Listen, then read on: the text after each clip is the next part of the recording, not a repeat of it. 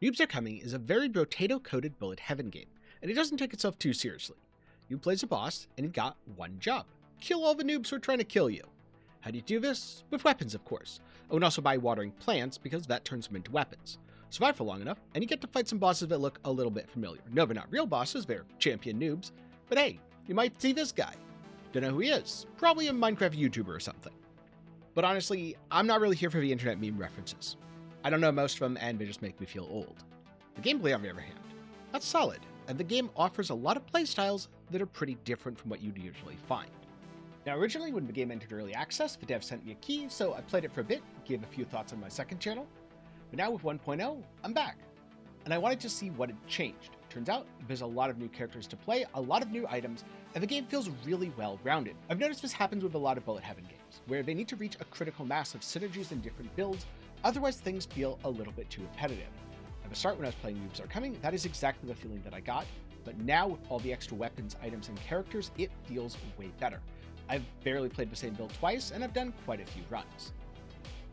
So next up, I want to talk about some of the fun character archetypes. Because some of the effects, like Skull, are pretty boring. I mean, don't get me wrong, Skull's strong, but the effects are boring. Whereas others, like Mom, are super interesting. Mom has a mini-me that copies all of the attacks. And yes, there are some limitations here, a damage penalty, amount basically being additional projectiles / copies of your minions, but it's still a really fun playstyle that does feel unique to this game. Bigfoot is another fun one. His specialty is kickables. And at first I did not like kickable items, because I was like, why do I have to run around and kick something to do damage? Which yeah, if you only have one or two, that's about what it is. But if you have a whole bunch, and if you let your minions kick them too, then all of a sudden, your kickables are being kicked back to you constantly. And it's really, really fun. Plus, he gets tons of bonuses to speed and armor when he's kicking something actively. Now, a character that I haven't played yet, but looks really fun, is Gundead. Why? Because the guns in this game are fun, and there's a chain lightning gun. Who wouldn't want to shoot a chain lightning gun? Minotaur is also a very fun one. Stack speed to gain damage. Gotta go fast, gotta do DPS. I also enjoyed RNGs. You can just pick up souls to do damage, and it's pretty much constantly proccing. 20% chance doesn't sound like a lot, but souls constantly drop. And because I heard you like explosions to go with your explosions, Capitalix also has explosions when you pick a bunch of stuff up. Sadly, souls don't work for him, but because it's an explosion that hits multiple units, it's way more powerful. Oh, and because soul harvest modifications are reduced by 100%, you can just get all the negatives, and there's no consequences. There are also some characters that are just weird and extra, like Longneck, where you can only equip amount-affected attacks, so attacks that gain additional projectiles, copies, etc. when you stack the amount stack. But he gets neck length based on amount. The dev did not need to do that. It's hilarious. Another hilarious character is Bunzilla, where you're literally just jumping around a bunch killing things. Don't worry, there's going to be some footage later because, yeah, I played Bunzilla. Turns out, pretty strong. But it's not all sunshine and roses. Some characters are way more challenging. Cat, for example. Yes, you do gain crit chance based on dodge, you gain increased luck, all that fun stuff. But your max HP is capped at 9, you take 1 damage per hit, meaning you have 9 lives, and you basically can't heal. Good luck. Monoculus is also quite the challenge, since you're limited to only 1 attack slot. I remember finding this fairly easy when I did it in Brotato, but for whatever reason in this game, way harder. I think the main difference is in Brotato, it's a lot easier to get explosion effects that give you coverage, where here the problem isn't my damage, it's simply hitting enough enemies for my weapon to be effective. And so now, let's jump into a run and talk a little bit more about the gameplay loop. So here we have Longneck. The current weapon I have selected is Bar, which just creates a bar, and now I have to run into enemies. And remember, the more amount I get, the longer my neck gets. So let's kill some noobs.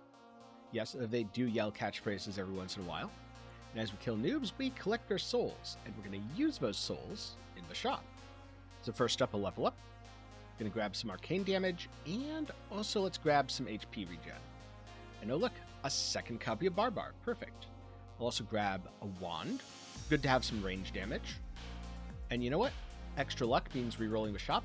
Shopping with future is better, and a lizard's tongue for some pickup range rounds things out nicely. So another cool thing the game does. You can actually stand on the little red exclamation marks. These are the spawn points for the noobs. If you stand on it in time, congratulations, the noob will not spawn. But if you run to stand on it and you are not close enough or you are not fast enough, then unfortunately the noob does spawn and immediately deals contact damage. This adds a very nice risk-reward push-pull to the gameplay loop, where you can get very greedy and are often rewarded for running directly at your enemies before they spawn. But also sometimes, like the hit I just took, get a little greedy and it's too much. But of course, killing enemies is only half the battle. The other half is building your character up by equipping new weapons and items. If you played Brotato, it's kind of similar. So right now I have a blue Barbar, the second one, and I can merge them, now I have a purple, which makes room for this new autonomous grimoire. Maybe I don't want anything here in the shop, I can refresh. And also, a lot of the items, like the candy, come with an upside, +5 luck, and a downside, -1% damage.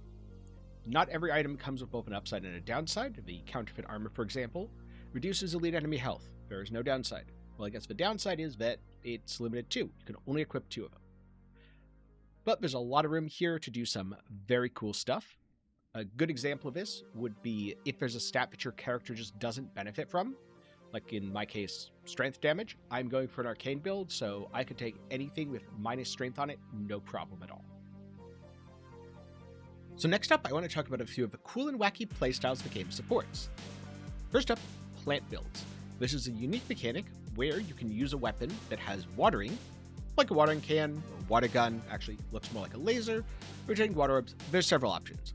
You can use these to water a plant. After being watered, the plant kind of becomes like a minion or a turret, and it kills noobs for you. Now, if you're anything like me, you probably remember Plants vs. Zombies. This is nothing like Plants vs. Zombies, but visually, gives me a few of the same vibes, so definitely points for that. And then there's Bunny Hop, a character who is their own playstyle. And by that I mean your character's constantly jumping around, and every so often, they use a more powerful jumping attack that smashes all noobs on sight. For this build, I added more melee weapons, so I could maximize my smashing beyond just Goomba stomping noobs. Oh, and remember Longneck? He gets pretty wacky, especially as you stack more amount. Since all amount weapons gain additional copies, attacks, or projectiles, he has great coverage. You can take out hordes of enemies with ease. And in this particular build, I'm playing Arcane, which covers everything from Magic Wand to a lightsaber. That makes sense, because the Jedi and Sith are basically just space wizards. Meanwhile, playing this Castle Cap build really changed my mind on how traps worked in Noobs Are Coming. I hadn't played with them much, and whenever I did, I'd just add them to an existing build, which is kinda clunky. But if your entire build was just traps, well, then it becomes pretty great, especially if you stack enough duration and lure noobs through your spike trap. Oh, and also all the mine traps are just constantly going off, and noobs are just getting blown up left, right, and center. Then for anything else, the ballista trap will take care of it no problem. And speaking of ranged builds, one of my favorite archetypes is range. This includes bows, guns, and pretty much anything you can consider to be a projectile. My favorite of my favorites is anything involving spinny discs. Why? I don't know. They just have a lot of AoE and they're really satisfying. Sometimes it ain't that deep. And last but not least, you can play Summoner. When I was recently reviewing God of Weapons, I totally forgot you could play Summoner in Noobs Are Coming. I think in part because a lot of the summons that I originally played with in Early Access were kind of mediocre. Many of them just charge around the map, trampling noobs, collecting souls, also kicking your kickables back. But they aren't great. Later on you unlock some really cool ones though, but you might be a little confused because you're like, wait a minute, kickables? What's that? Well, think of skulls, big spiky balls, objects that you can literally kick around by running your character into them, which adds a fun little mini-game as you're going through each round. Look for openings to hit a line of noobs, or pass them back and forth with your minions. One word of warning though, if you're playing a minion build, there's a lot of screen clutter, so you might want to turn that down, otherwise you could run into an unfortunate end like I do here. And so with all that said, what's the verdict? Well, Noobs Are Coming is $8 and the game is available on Steam. So at that price, I think it's well worth picking up if you enjoyed Brotato. Personally, I found the game to be pretty easy, but I have over 300 hours in Brotato. So if this is your first Bullet Heaven title, the learning curve might be a bit steeper because a lot of things aren't really explained beyond their tooltips. You just kind of have to dive in, play, make mistakes, and put together builds until things start working. My only major complaint would be that playing on controller, it can be a bit too easy to accidentally purchase an item from the shop or start the next wave when just trying to navigate. But then again, that could just be a skill issue. I would also say it's very nice to see things like kickables and plant builds, as I haven't seen them in other Bullet Heaven games, and one of my complaints about the genre is there often isn't enough innovation. And so, with that said, thanks again to Overboy for sending me a key. I had fun with the game. Between now and the early access, I've put in about 30 hours total. I've unlocked a good chunk of stuff, not all of it, If you like a grind, there's quite a bit to unlock. It basically means beating the game with every character on difficulty 5, but hey, I'll get for someday. And so those are my thoughts on Noobs Are Coming. If you want to see my thoughts on other Vampire Survivor-like or Bullet Heaven games, I'll leave them up in the card and down below.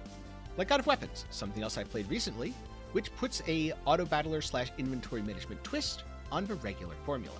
And so that'll be up in the card and down below if you want to watch something next. Also, if you want to see all my content, do be sure to get subscribed and hop into my Discord, then give yourself a notification roll. That way you'll see whenever I upload a video, rather than just when YouTube's algorithm sometimes remembers to tell you that I uploaded a video. But for now, I'm going to get going, so thank you very much for watching to the end. I'm glad you've enjoyed, and I'll see you in the next one.